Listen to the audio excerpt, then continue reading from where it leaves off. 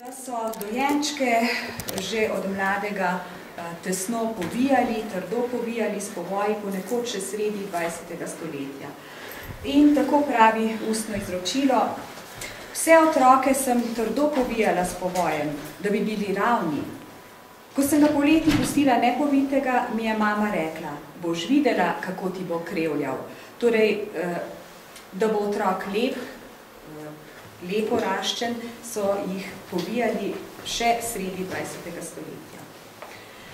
Potem je zanimivost, ki se mogoče danes izgublja, vse vem, da mlajše generacije tega več ne poznajo, da so bili otroci med 1. in 3. letom starosti oblečeni v neko enotno oblačilo, preprosto krojeno srajčno oblačilo, flok, jankica, različna poimenovanja so bila za to oblačilce. Nosili pa so tudi neke vrste kombinezon, ki se je zapenjal na hrbtu, med nogama pa je bilo preklano in zaradi te uporabnosti je imelo tudi takšno ime, kot vidite, posrače, kladek in tako naprej. Vendar seveda želim posebej tukaj opozoriti, to bi morala že v uvodu, da je to eden od pogledov na obleko v otroštvu in zajema predvsem tisti največji delež, ker vemo, da je bilo pri nas večinsko prebivalstvo do recimo leta 1960 kmečko in podeželsko, torej zajema ta največji delež tudi otroške obleke, medtem ko smo že lahko danes slišali prezentacije povezano tudi z oblačilno kulturo, ki se je da izluščiti, videti na slikah plemiških, meščanskih družin in tako naprej. Seveda se pa s tem ukvarjajo kolegice v Narodni galeriji ali v Mestnem muzeju in tako naprej. No, vendar, kot pravim, niso bila samo tista preprosta oblačilca, ampak tudi taka skrb za dojenčka že prav od malih nog in take izdelke imamo pri nas v muzeju in so se jih učile izdelovati deklice v ljudskih šolah. Te so recimo iz okrog leta 1890-91. Fantje so prve hlače dobili okrog 4. leta starosti. Prve dolge hlače pa praviloma v največji meri šele ob vstopu v šolo. Tone Pavček, ki je bil tudi naš gost, nam je z veseljem zrecitiral njegovo pesmico, ki je bila med drugim objavljena tudi v tem prvem berilu. Pa so hlače mi sešili in dobili mi klobuk, staro čitanko kupili, vse za dober prid in uk. Torej, pesem o vstopu v šolo se začne s hlačami. Hlače so bili tisti pomemben element priprave obleke za v šolo. Tone Pavček nam je povedal, da mu je hlače sešila njegova mati Ana in sicer iz njene stare ponošene obleke, kar je bilo seveda včasih zelo razširjeno in navadi, da so za otroke prekrojili oblačila odraslih potem za nadaljnjo uporabo otroških oblačil. Slišali smo danes že in bomo še o virih, o raziskovanju otroškega življenja in tudi oblačilnega videza. Vemo, da nam so uporabni vsi ti našteti viri, pa še marsikateri in nekatere izmed teh bom zdaj izpostavila. Mogoče tukaj eden starejših primerov freske otroške obleke na Sladki gori 1754, kjer lahko vidite otroka tamle v kotičku zgoraj v tejle enotni srajčni oblekici in tukaj tega ledečka v sukniču, rjavem sukniču in hlačeh do kolen ter ščevlji, ki imajo eno tako zaponko in so nam seveda pomemben vir pri preučevanju oblačilnega videza otrok. Zelo pomembne so tudi razne strokovne knjige. No in Slovenci imamo ob tem eno sreča, eno zanimivost, da se je tega dela lotil Matija Kunc, priznani krojaški mojster v Ljubljani, ki je leta 1890 izdal knjigo krojaštva, to je bila prva tovrstna strokovna knjiga in ker je doživela ta knjiga lep odziv med ljudmi, se je odločil, da je čez 5 let izdal še posebno knjigo, 1895, Krojni vzorci za otroška oblačila.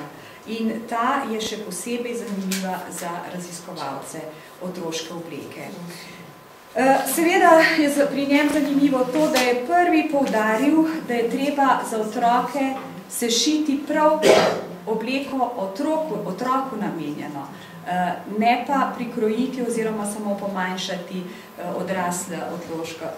odrasla oblačila. No, da bolj sočno tole povem, tako kot je on zapisal, seveda si boste bolj podrobno lahko vse to, kar govorim, prebrali v zborniku, ampak Kunc pravi tako: kdor ne ve, da je ustroj otroškega života povsem drugačen, kakor pri odraslem človeku, ter načrtuje kroje tako, da za odrasle osebe prirejene vzorce zmanjšuje, ta ne more doseči povoljnih uspehov. Ali pa do starosti 3 let ni, glede na obliko, posebne razlike med otroci moškega in ženskega spola. To je tisto, o čemer sem že govorila. Pozneje pa nastaja ženski zgornji život krajši, prsi in kolčnice širji od moškega. Opomniti je še konečno, da otroška obleka nikdar ne sme pretesna biti. No, torej, vrsto zanimivih napotkov in tudi primerki krojev, mornarska ali marinarska obleka, in tukaj to zelo modno, to je bila obleka, danes jaz v muzeju, ko pridejo mladi obiskovalci, rečem, to je nekaj takega, kot bi bil danes recimo oblečen v Benetona ali nekaj podobnega. Skratka, modna obleka za praznične dni, ki pa je trajala, poglejte, od 1895 imamo na Slovenskem prvi kroj. Tole je detaljček, primer iz Slovenskega etnografskega muzeja in recimo fotografija otrok iz okolice Ljubljane v teh marinarskih oblekicah leta 1952.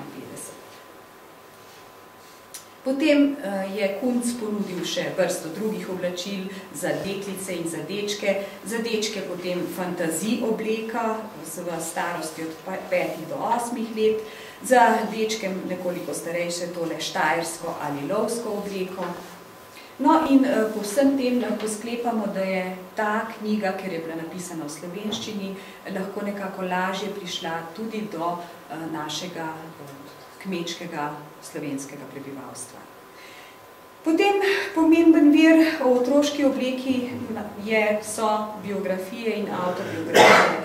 Jaz sem nekako zajela avtobiografije Antona Bonaventura Jegliča, Ivana Cankarja, Frana Saleškega Finžgarja, Ivana Hribarja, Toneta Pavčka in tudi še druge. Tukaj imamo sliko, podobo Finžgarjeve družine in vidimo malega Frana Saleškega Finžgarja, kasneje potem odraslega pomembnega duhovnika in pisatelja, ki je, tako kot smo prej govorili, oblečen v tole oblekico. Rekli smo, da je imela obleka poseben pomen ob vstopu v šolo. In en tak zelo lep zapis o tem nam je zapustil Ivan Cankar, ki pravi takole: oblekli so me v novo obleko, ki mi je bila veliko preohlapna. S težkim srcem sem se napotil proti šoli. Brat, ki me je vodil, se mi je zdel kakor črn birič. Sveže jutro je bilo, čisto nedeljsko. Široka in bela je bila cesta, že posušena. Ena sama rumena luža je bila še na cesti. Ne vem, ali sem se zamaknil v svetlo nebo ali v temen potek. Nenadoma sem ležal z obrazom, z rokami in z nogami v tisti rumeni luži. Nesnaga nesrečna, blatnega in kričečega me je vlekel brat domov. Tam so takoj razsodili, da ne bom učenjak. Objokan sem se vrnil v šolo v svoji stari, zakrpani obleki in vsi so rekli, da je to slabo znamenje. No, zdaj smo malo tega cankarjanskega duha vnesli v to, ampak skratka, veliko in zelo dragoceni so nam ti zapisi, ti spomini na obleko ob vstopu v šolo, tudi recimo v čisto takih pedagoškem časopisju pišejo in opozarjajo starše, ki dajejo veliko skrb na obleko za prvi šolski dan, že recimo leta 1875 imamo take zapiše, da naj na to obleko pazijo tudi kasneje, ne samo na obleko, ampak tudi na čistočo, ki je s tem povezana. Razlike so seveda bile med mestnimi in med vaškimi otroci in s tem se je razlikovala oblačilna podoba mestnih in vaških otrok. Razlike med premožnimi in revnimi, bodisi v mestu ali bodisi na vasi, in zlasti, ker je bil velik delež revnih otrok, neprimerno oblečenih, so bili na šolah zelo pomembni šolski dobrotniki, ki so ob tako imenovanih božičnicah, to je bilo se pravi ob Božicu ali pa ob Miklavžu, obdarovali učence z obleko. Samo nekaj podob si poglejmo. Ena taka podoba vaških otrok, res oblačilni videz, ki je značilen za ta čas, torej, da so deklice kot nekake pomanjšane odrasle ženske in dečki kot nekakšni pomanjšani odrasli moški. In seveda vidimo, da tudi šolske potrebščine nosijo v tem, kar jim je bilo pri roki, torej v pletenih cekačkih. Potem podoba ene vaške družine, vendar premožne, in so dali veliko na to, da so imeli otroci tudi pražne obleko, v kateri so se slikali, in pa seveda en meščanski šolar iz ljubljanske meščanske družine, pri katerem pa lepo vidimo, da je zelo dobro oblečen od nog do glave. Potem pa ene take podobe šolskih razredov, en tak mešan šolski razred, prvi razred, kjer so dečki in deklice, pa potem bosonogi šestošolci, kjer zelo dobro vidimo, kako bose noge kažejo tele naši fantje, razen seveda gospoda učitelja, ki je obut. To, da so bili otroci bosi, je seveda na nek način povezano tudi z revščino, vendar ne samo z revščino. V navadi je bilo zlasti na podeželju, da otroci pač niso nosili obutve od pomladi do jeseni oziroma celo do prvih zimskih dni. Še en vir, ki bi ga tukaj izpostavila, je bil izredno zanimiv. To je anketa o obleki osnovnošolskih otrok.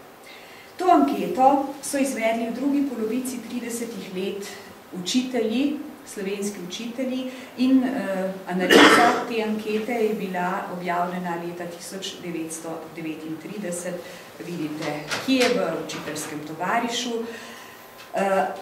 Anketa je podrobna, analizirali so tako vaške šole, delavske šole, kjer prevladuje v delavskem okolju in v mestnem okolju. In ko so podali en splošen pregled, je ta pregled podal slabo podobo. Zapisali so, da le otroci velikih kmetov so pač tisti srečneži, ki so nekoliko bolje preskrbljeni za obleko. Sicer pa je, kot so zapisali in kot je iz ankete razvidno, velik delež otrok imel le po eno obleko in v njej so bili preko dneva in po večini tudi preko noči. No, posebno zaskrbljujoči podatki so bili pa o spodnjem perilu, kjer, kot tukaj navajam, nad tretjino vaških dečkov je bilo sploh brez spodnjih hlač, ogromna večina pa je imela le po eno ali dvoje spodne hlače. No, nekako bolje je bilo to stanje pri deklicah, razlagali so, da to zato, ker deklice že same po sebi bolj skrbijo za higieno in tudi za lepoto. No, če vam pa samo še za ilustracijo navedem normativ, ki je veljal, kako naj bi, koliko hlač in drugega perila naj bi nekako imeli, je bil pa takšen. Poleg tega so izračunali, da človek pri navadnem življenju zamaže nogavice v enem, srajco v 4, spodnje hlače pa v 8 dneh in se ob tem spraševali, ali lahko šolska mladina zadosti tem osnovnim zdravstvenim in higienskim razmeram. Torej, jaz moram reči, da pač že nekaj let sem v Slovenskem šolskem muzeju, se ukvarjam s temi stvarmi, ampak me ta anketa in da sem ravno preko oblačil prišla do takega stanja praktično nekaj desetletij nazaj zelo, zelo presenetila. No in kaj je bil namen te ankete? Načrt je bil, da naj bi učitelji pomagali izboljšati razmere, a se stanje zaradi druge svetovne vojne seveda še poslabša. Potem pa po vojni čas vidimo prva desetletja po vojni. Na eni strani imamo še otroški vrtec, kjer so nekako še tisti zadnji valovi po nošenju enotnih oblačil, enotnih halic v vrtcih in v šolah, in potem en taka čisto vaška oblačilna podoba, kot jo vidimo tukaj. In pa z razmahom konfekcije ob koncu 50. in začetku 60. let 20. stoletja, taka velika, povečana skrb za otroška oblačila in sledimo v raznem modnem časopisju, mladinskem časopisju, navodila in nasvete modnih strokovnjakinj. Če je še čas, da si to še preberem in zaključim. Jaz sem hočela povedati, ko bi končala, zdaj, ko je en referat manj, sem pozabila povedati, prej imamo dovolj časa in za diskusijo in za vprašanja in ni treba tako zelo gledati na uro, ker čas, ki ga imamo za ta panel, je tako, kot bi bil, če bi bili 4. No, jaz sem pa tukaj hitilja.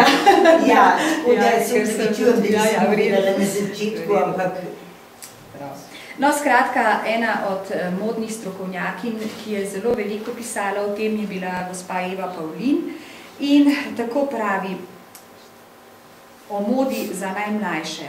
Brez pojmov praktično in udobno pri nasvetih za otroška oblačila sploh ne gre. Torej, bistvena razlika s tistim izpred nekaj desetletij, to je šlo leta 1962, tale navodila, tisto analiza ankete pa pred vojno, se pravi, okrog leta 40.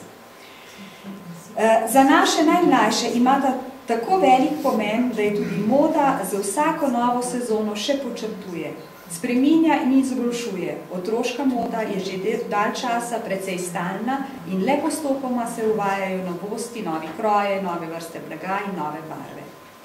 In potem naprej nadaljuje, če začnemo kar pri dojenčku, menda ne bo napak, če ponovimo, kar že tudi sami veste. Perilo mora biti sešito iz čim mehkejšega blaga, če mogoče šivano z roko, da ne odtrgnejo ostri robovi nežne dojenčkove kože. No, to so spet, če se malo primerjajo, razmere in mnenja o tem spremenile. Potem nadaljevanju zelo veliko pozornosti in na svetu namenja temu, da je volna zelo primerna za otroška oblačila, torej da naj čim več pletejo in tudi, da se dajo te stvari že kupiti. In če nekako poskušam strniti, preden se potem lahko kaj več pogovarjamo, kaj nam pravzaprav oblačila otrok povejo, vsekakor nimajo samo tiste primarne vloge, primarne naloge, da zakrijejo otroško telo, da poskrbijo za to, da nas ne zebe in tako naprej, ampak so te razsežnosti veliko širše. S pomočjo oblek lahko spoznavamo tudi širše družbene zakonitosti, torej razmerja v družini, razmerja v družbi in tako kot piše tukaj zadnji stavek, na obleki otrok se riše čas, doba, razmere, družbeni položaj, način življenja in še bi lahko naštevali. Jaz bi imela samo še eno prošnjico. Naše raziskave nikoli niso zaključene, tako da z velikim veseljem bi sprejela kakšne vaše podatke, gradivo, obleke, fotografije. Samo še da povem, tale vzorček, ki je tukaj na slikci, je vzorček iz ovratnička, ki ga je imela pač neka deklica v šoli na svoji črni šolski halji, ki je bila za šolo včasih tudi predpisana. Hvala lepa za pozornost.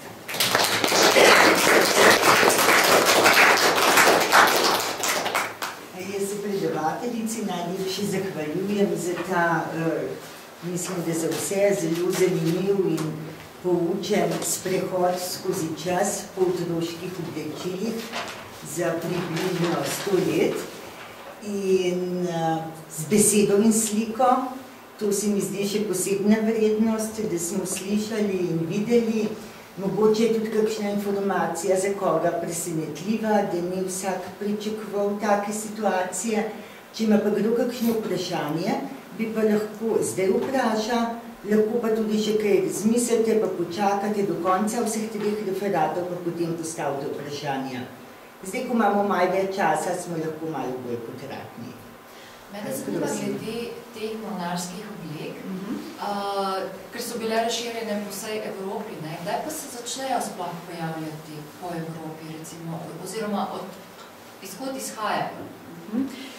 Na to vprašanje bi vam jaz težko odgovorila, bi vas bolj napotila v etnografski muzej, kjer bolj podrobno poznajo te odgovore. Vsekakor vem, da je Kunc študiral v Pragi in na Dunaju in je gotovo od tam te stvari prinesel na naše ozemlje, tako da vsej tam od 1860, ko je on začel s temi stvarmi, se je prav gotovo s tem tudi srečeval. No, mogoče, imate še vprašanje. Meni se zdi zelo zanimivo, ker se vedno znova pokaže, da je, tako kot ste večkrat poudarili, da je obleka s šolo postala pomembna. Pomembna in hkrati tudi diferencira človekov spol, recimo. Smo videli te zadnje fotografije. Ampak je vprašanje, zakaj, več fantazije, mislim, različne fantazijske slike imaš okrog tega, ali gre za pot v družbo, se pravi družino v družbo, se pravi prezentacija, kako bomo prizorili ta svoj vstop v družbo, se pravi nek iniciacijski moment, verjetno. To je prav gotovo eno. To sem razmišljala, to veliko poudarka okrog oblike obstop v šolo. Zelo slišala ta del. Zato tudi, ker mogoče se z tega v našem vsakodnevnem utripu niti ne zavedamo, ampak šola je s tem, ko je pridobivala na moči in ko je bila vedno bolj zares obvezna, ne da je obvezna od Marije Terezije 1774, ampak je dobivala v veljavo tudi v vsakodnevnem življenju človeka. Samo pomislimo na počitnice. Včasih se je šola prilagajala tempu življenja. Torej, ob pobiranju krompirja so bile zares krompirjeve počitnice. Ne zdaj, ko jih imenujemo, krompirjeve pa niso. Zdaj pa ravno obratno. Mi ljudje, naše družine si prilagajajo šolskemu urniku in šolskim počitnicam.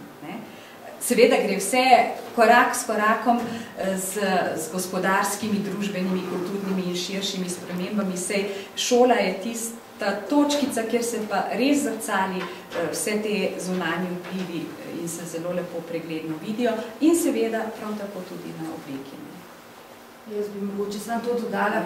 Meni se zdi mogoče tudi ta prehod iz zasebnega v javno, v javno prostor. Torej pač v družini, otrok na dvorišču, otrok doma, drugače obleče, kako stopi v neki, tako da to je zelo sigurno povezano s tem, obdobje odraščanja in javni prostor. To je absolutno tudi v članku, če boste prebirali, bo to bolj jasno, ravno skozi te avtobiografske zgodbe. Kakšen velik pomen je imelo, če je šel otrok iz vaškega okolja v mestno ljubljansko šolo. In recimo ravno pri Antonu Bonaventura Jegliču. Zelo lep primer, doma so naročili, tako kot je bilo včasih navadi, krojača, da mu je prišel sešit obleko in čevlje izdelati za šolo v Ljubljani.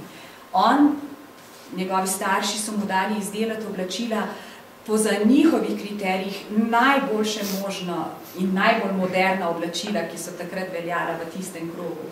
Ko je prišel pa v Ljubljano, v ljubljanske šole, je takoj, ko je stopil v razred, naletel na posmeh, na zasramovanje, ker je imel pač neko sukno z debelimi gumbi, klobuk ne tak, kot so imeli otroci v tistem okolišu. Torej, skratka, te elementi, ravno to, ko smo prej rekli, vstopanje v družbo ali v drugačne družbene svetove, kako je ta obleka s sabo nosila te stvari. No, to se pa še jaz spomnim, mislim, zanimivo je, ko smo se prej pogovarjali, obleka glede na spol. Punčke, kiklice, fantke, hlače. Tamo prokleta 60, pa pozneje, ko se je začelo to upeljevati, da so tudi punčke začele hlače nositi. Kak je bilo to, mislim, kakšen odpor je bil, sploh na podeželju. Je zelo težko je potem do tega prišlo, da so, mislim, v bistvu zadeva postala bolj praktična, ne? Da so hlače bolj praktične, kot pa recimo kiklica. Vsekakor tega zdaj tukaj nisem omenjala, ker je pač omejeno, ampak absolutno hlače kot del ženskega oblačila, seveda najprej je šel preko deklic v šoli, ampak a se spomnimo, se smo neka taka generacija, naše učiteljice še niso smele imeti hlač v šoli, oziroma niso smele, ni bilo zaželjeno, samo za športni dan so lahko prišle v hlačah. In še dolgo ne v džinsu, če so že bile hlače, potem platnene, klasične hlače, klasičnega kroja. Ne. Tako da, ja, se ženske očitno s tem enotimo z moškimi in pol. Ja, se podirajo meje tudi na tem. Na podeželju je bilo to tako izrazito, da v mestu mogoče ne, ampak jaz sem z podeželja, pa vem, da je bilo, mislim, res zelo ko. Še eno vprašanje. In English. Yes. I can't follow everything, but thanks to my a very general observation and comparative one that it is much the same during the interwar period as far as the dearth of clothes is concerned in Greece, and also in German-speaking Austria, which are the regions I have worked with. Children have not really many clothes, underwear. Yes. And also the interest of the teachers during this period. I think the first decades of the 20th century, of course due also to the fact that school becomes compulsory, the teachers become really powerful, and they do care about hygiene, and the 1930s must have been, though not a specialist in this matter, they must have been the period where adults were interested in children's hygiene. Yes. Okay, it's very general. Yes, just to add. I agree with you. Hvala lepa. Zdaj pa mislim, če bo kdo se še kaj spomnil, ali pa če bi da če kaj pravi, je pa potem še ena priložnost po končanju vseh treh referatov. Hvala lepa še enkrat. Zdaj bi pa pri oblačilih bomo v bistvu na nek način še ostali. Zato, ker naslednjo predavanje bo govorilo o fotografiji.